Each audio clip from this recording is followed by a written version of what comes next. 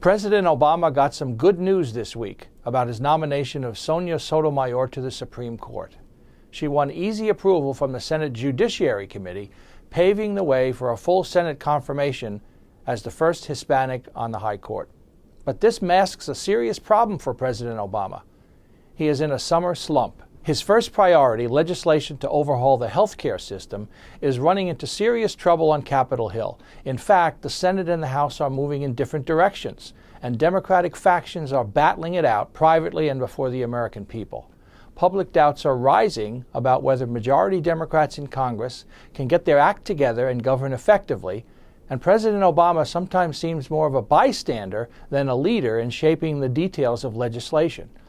Equally important, Obama stumbled over the issue of race when he had first criticized police in Cambridge, Massachusetts for arresting his friend, Harvard scholar Henry Gates, Jr., for disorderly conduct at the professor's own home.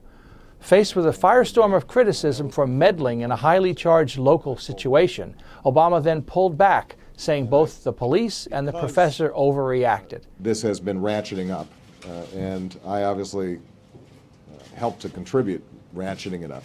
And he gave a mea culpa a couple of days later.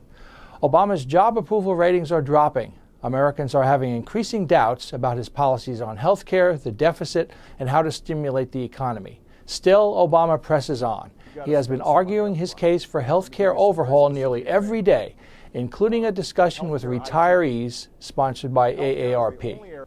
White House aides say all these difficulties amount to just a bump in the road, and that the president will get back on track this fall after he's had a chance to make his case to the public and twist some arms on Capitol Hill.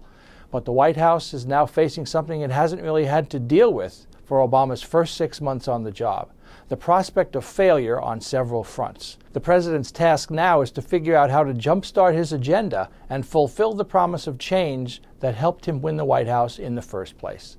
For U.S. News and World Report, I'm Ken Walsh.